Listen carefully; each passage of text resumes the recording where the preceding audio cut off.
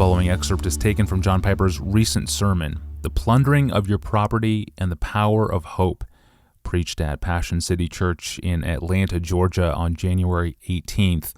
The sermon was based on Hebrews chapter 10, verses 32 to 36. Here's what John Piper said. The church in America, as I, at age 69, have watched her now for a long time, is slowly awakening from the distortion of about 350 years of dominance and prosperity in America. Let me say that sentence again. Paradigm determining for me.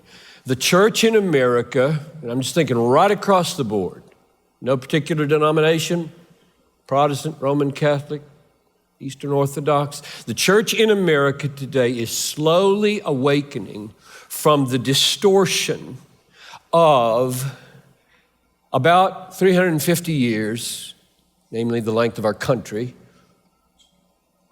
of dominance, distortion of dominance, and prosperity. What I mean by dominance is that in most of American history, until recently, being a Christian has been viewed as normal, good, patriotic, culturally acceptable, even beneficial. And what I mean by prosperous, 350 years of prosperous, is that by and large, being a Christian has generally resulted in things going well for you, especially in the South. I grew up 3 hours from here in Greenville, South Carolina. I'm a Southerner by birth. I grew up in the horrors of some of the stuff I'm going to be talking about in a minute. We're Christian in the South. We're Americans. And what I mean by distortion, the distortion of 350 years of dominance and prosperity, is that this 350-year history of our dominance and prosperity has created a massively, deeply unbiblical mindset, namely of at-homeness in the world.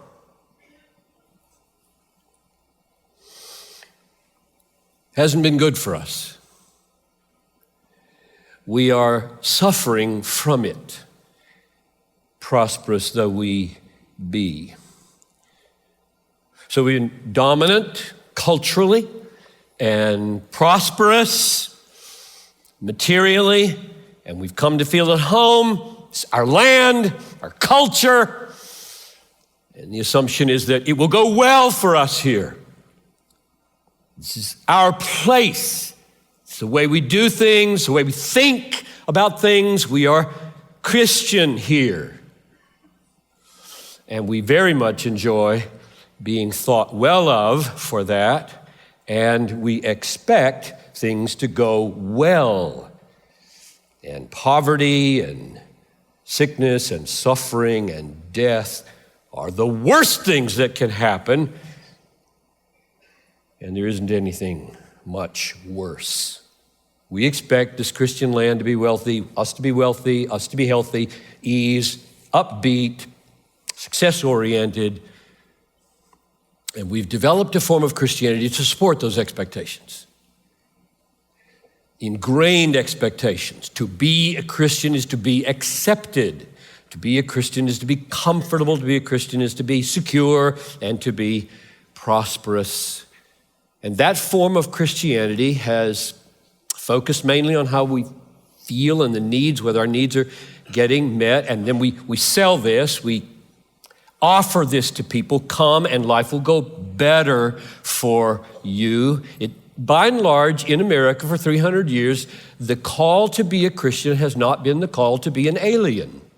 By and large, it hasn't been the call to be a sojourner or an exile or to be out of step. It's the call to be a respected citizen in the community. And we get angry, really angry. Watch it. It's still true. We're only slowly awakening from this. People get angry if you treat my Christianity as though it's not the norm, my views of things as not the norm, I get angry. You're taking away my culture. You're taking away my land, my history. I get mad at you because I've developed a Christianity with assumptions that assume dominance and prosperity and normal and fitting in. This is our way here. You don't like it, go somewhere else.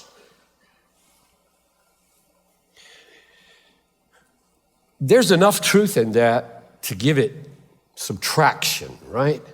If you live like a Christian, if you don't get drunk every weekend, probably you'll be more successful in life, right? You keep your job.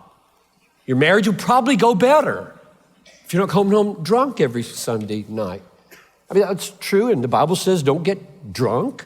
And so if you do what the Bible says, life goes better. The Bible says work hard. If you don't work, don't eat. So if you work hard, then you're probably going to prosper in your business a little more. So be a Christian obviously brings success. There's just enough truth in this that it gets traction. The problem is it's just totally out of proportion.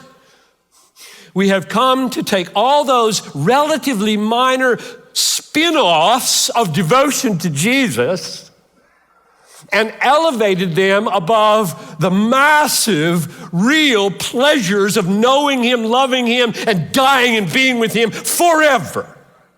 Everything's out of proportion in typical American Christianity.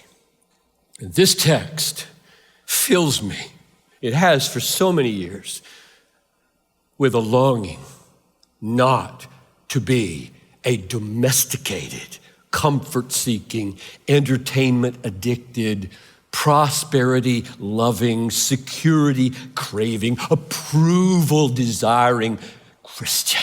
I don't want to be that. It's abominable to me to be that. Don't want to waste my life just fitting in. So low. I want to be set free from this distortion. I want to be biblical. I want to have real, spiritual, otherworldly power on my life. I want to have stunningly countercultural, otherworldly hope driving this engine. Wow, that clip was from John Piper's recent sermon, The Plundering of Your Property and the Power of Hope, preached at Passion City Church in Atlanta, Georgia, on January 18th. The full message is on our site, and we have over 1,200 messages like this one from John Piper in our archive at desiringgod.org. And on Wednesdays, we like to dip into the archive and pull out a classic quote for the podcast. I welcome your suggestions. If you have a favorite John Piper sermon clip, whether it's from an old message or from a more recent message, please email us the name of the sermon and, if possible, the timestamp of when and where the clip occurs in the audio. If we post your clip, of course, we will give you credit. Please put the word clip in a subject line of an email and send it to askpastorjohn@desiringgod.org. Tomorrow, we will look at a question from a podcast listener who wants to know if the first sin committed by Adam and Eve undermines Christian hedonism. I'm your host, Tony Rank. I'll see you tomorrow.